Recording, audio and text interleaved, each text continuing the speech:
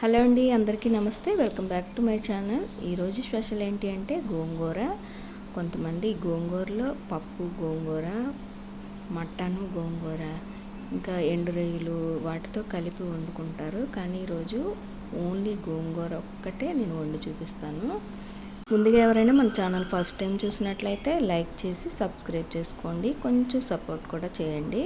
ఇప్పుడు ఫస్ట్ అయితే ఈ గోంగూరని బాగా వాష్ చేసుకోవాలి. ఇప్పుడు ఈ గిన్నెలో వేసుకోవాలి. కొంతమందికి గోంగూర తిన్నప్పుడు ఆకులుగా ఉంటే నచ్చదనమాట. అందుకోసము దీన్ని ఉడకపెట్టుకొని మిక్సీ చేసుకుందాము. కొంచెం ముందైతే ఇప్పుడు శుభ్రంగా కడిగేసుకొని గిన్నెలో వేసుకున్నాం కదా. ఇందులో ఇప్పుడు 4-5 పచ్చిమిరపకాయలు కూడా వేసుకొని ఇప్పుడు స్టవ్ వెలిగించుకొని స్టవ్ మీద పెట్టేసుకుందాము. ఒక్క 10 నిమిషాల వరకు ఇలా ఉడకనివ్వాలన్నమాట గోంగూరని. దీంట్లో ఆకులో నీరు శాతం ఎక్కువగా ఉంటుంది. మనం నీళ్ళు అవి వేయవసరం లేదు. ఈ గోంగూరలో ఉన్న వాటరే దిగుతుంది అనమాట. చూసారా, 10 నిమిషాల తర్వాత ఈ విధంగా ఉడికిన తర్వాత ఇప్పుడు కొద్దిగా ఆయిల్ వేసుకొని ఇంకా ఒక 5 మినిట్స్ వరకు ఈ ఆయిల్లో ఇలా కుక్ చేయాలి.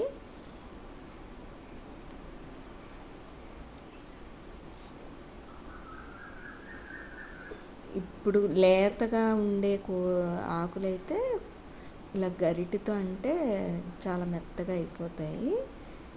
కొంచెం ముదురుగా ఉండేవైతే మిక్సీ చేసుకుంటే మనకి ఇంకా పేస్ట్ లాగా బాగుంటుంది అన్నమాట. ఆకులు ఇష్టపడిన వాళ్ళు అయితే ఇలా మిక్సీ చేసుకుంటే బాగుంటుంది.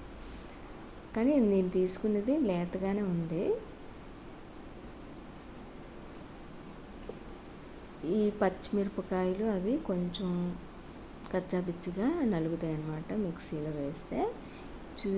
ఈ విధంగా వచ్చిన తర్వాత ఇప్పుడు మనం స్టవ్ ఆఫ్ చేసేసుకొని పూర్తిగా చల్లారిన తర్వాత అప్పుడు మిక్సీ చేసుకోవాలి. ఇప్పుడు చల్లారిపోయింది. చల్లారిన దాన్ని నేను ఇప్పుడు మిక్సీ చేసుకుంటున్నాను.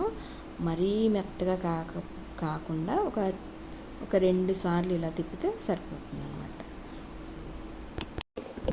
ఇదిగోండి, మనకి మిక్సీ అయితే అయిపోయింది.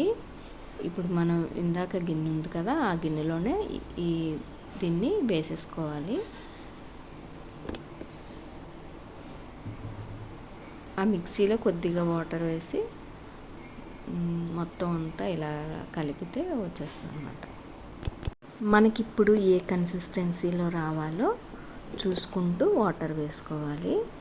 మరి థిక్గా లేకుండా కొంచెం పలచగా ఉండేలాగా కొద్దిగా వాటర్ వేసుకొని కలుపుకొని దీనికి సరిపడగా ఉప్పు కారం కూడా వేసేసుకొని మళ్ళీ స్టవ్ మీద పెట్టేసుకోవాలి. ఆల్రెడీ ముందుగా మనం పచ్చిమిరపకాయలు కూడా వేసుకున్నాం కదా దీంట్లోని. మనకి కారం కూడా చూసుకుంటూ వేసుకోవాలి. మరీ ఎక్కువ అయితే మరి అసలు తినలేము. దీనికి సరిపడగా మనం ఎంత కారం తింటామో అంత వేసుకుంటే సరిపోతుంది.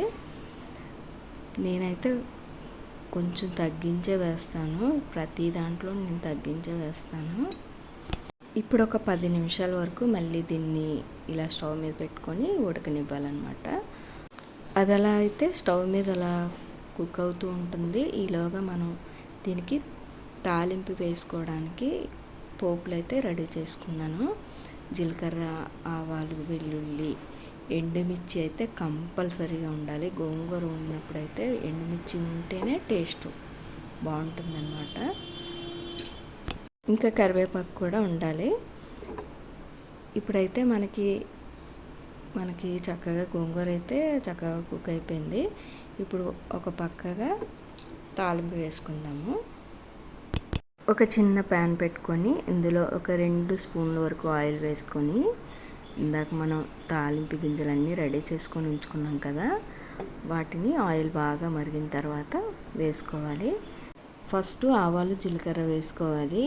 ఇవి కొంచెం చిటపటమనే తర్వాత అప్పుడు ఎండుమిర్చి, వెల్లుల్లి, కరివేపాకు వేసుకోవాలి. బాగా ఫ్రై అవ్వాలన్నమాట.